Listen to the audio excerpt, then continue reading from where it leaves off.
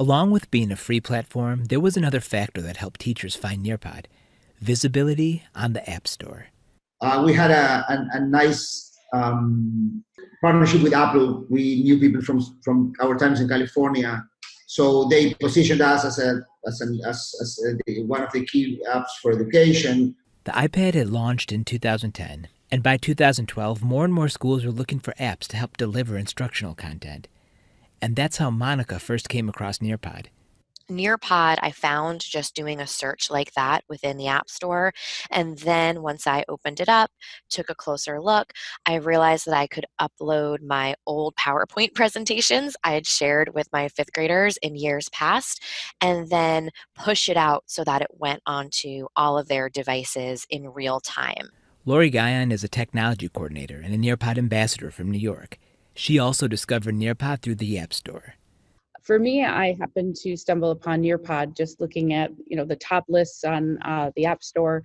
I just kind of stumbled upon it and I tried it out and I fell in love with what Nearpod can do. But while a lot of teachers first came across Nearpod as an iPad app, there were versions available for all operating systems, nearly every type of device. This is what made it such an attractive platform for education leaders that worked in schools like Stevens. It's not a specific type of tool that has to be used on a specific type of device. It didn't matter if a district was using Windows computers or they were using iPads or and now up to this point that it didn't matter if they were a Google Apps district. It really was cross-functional in that way. As a way to introduce Nearpod to educators, Felipe would travel to different technology conferences throughout the U.S., and he'd often demonstrate Nearpod, either in formal presentations or on the vendor floor. On the Nearpod YouTube page, Felipe captures some of the reactions from participants who attended his presentation. Hi, Jim. So, were you familiar with Nearpod? No, not really. I only heard it once. And did you like it after the demo? Yeah, it looks pretty cool. We'd be able to do something, especially cross-platforms in the classroom would be wonderful. One of those participants was Steven.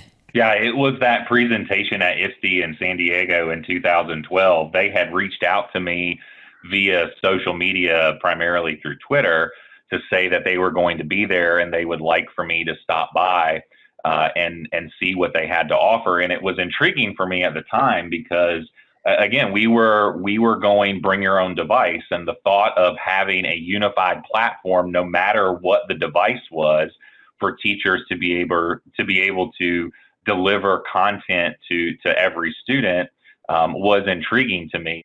So Nearpod was free, available on any device, easy to use, and the synchronous technology gave it a real wow factor.